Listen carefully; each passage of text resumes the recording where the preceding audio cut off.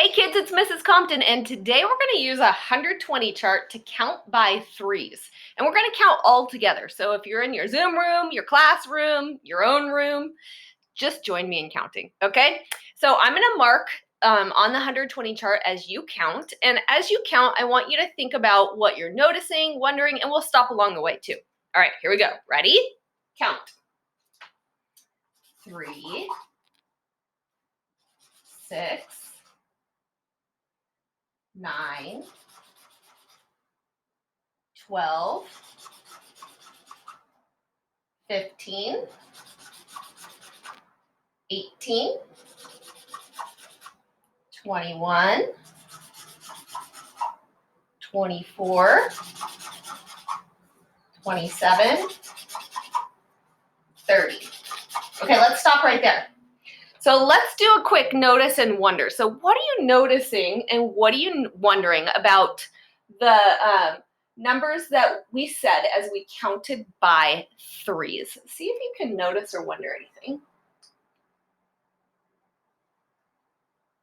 I just noticed a pattern. I wonder if you noticed this pattern.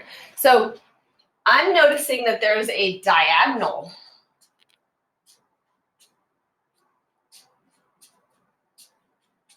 So then I might ask you, if you've noticed that diagonal, would the number 42 show up in our count by three? So would this number be a number that we would say when we count by three? Right here. Would that be a number? What do you think? Can you prove it? Would it be? You would probably say yes, because maybe some of you decided to keep on counting, right? And then you found out that it would be on our count, but maybe some of you actually said, well, I could just keep following the pattern and I would know that 33 would be on our list and 42 would be on the list. So you could probably find other numbers that would also be multiples of 3. Remember, a multiple is what you say when you count by a number. So we just counted by multiples of 3. All right, let's see. What else did you probably notice? Let's go ahead and fill in these, because I wonder if you noticed that there were 1, 2, 3 on each line, 1, 2, 3, and then on the third line, there was 1, 2, 3, 4 multiples of 3. And then back to 1, 2, 3. So maybe you noticed that pattern. Let's see, what else? I think I noticed something. Maybe you noticed this too. That on our diagonal, I need a different color. There's so much thinking going on here. I need a new color. Okay, so maybe you noticed that on our diagonal pattern, it was always one less in the ones place. Did anybody notice that? So it was always one less in the ones place. Maybe you noticed that. Or maybe you said it's always plus 9. So that's why it would be one less in the ones place, right? Because it's not plus 10, it's plus 9. There's so many things to think of. Could we keep counting? Of course we could. Are we going to? We're going to stop right there. I think we could use this to help us with multiplication and division. Has anybody connected this chart or these counts to multiplication or division? Maybe you did. Maybe you thought to yourself, all right, if I have 3 times 1, I'll get 3.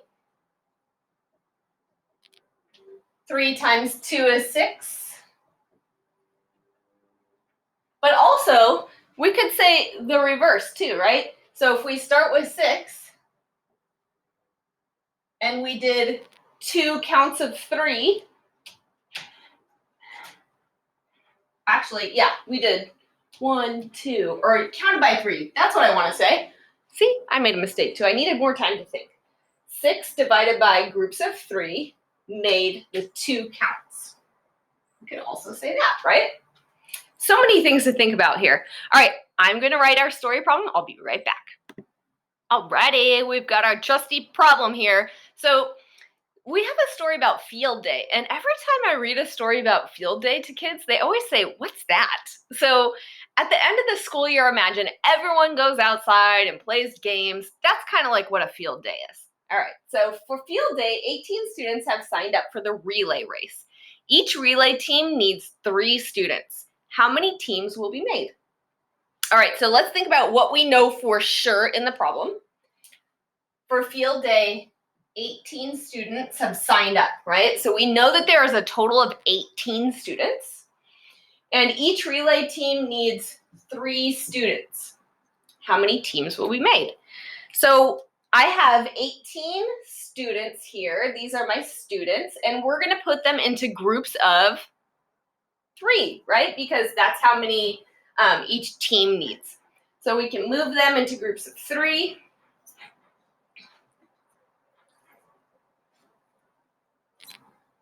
I could also circle them with my marker.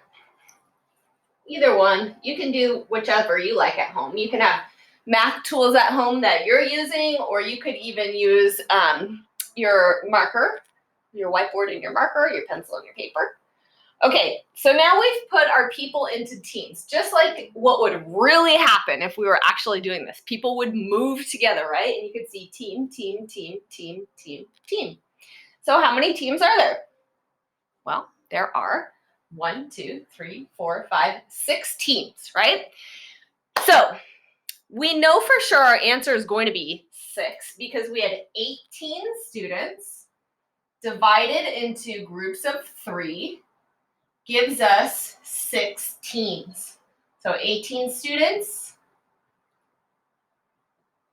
groups of 3 equals 6 kids per team. I like to start writing out what each thing represents just because I like to know in my story what each thing represents. Now, you could also use that 120 chart if you knew you had 18 here on there, and you could say, all right, I had 18 students. How many times did we have to count by 3? So we can also think about 3 times what makes 18. So we would just go, there's our 18. We had to count 1, 2, 3, 4, 5, 6 times. Any way we look at it, our answer is 6. All right, kids, it's up to you. Grab your stuff. I'll see you next time. Bye.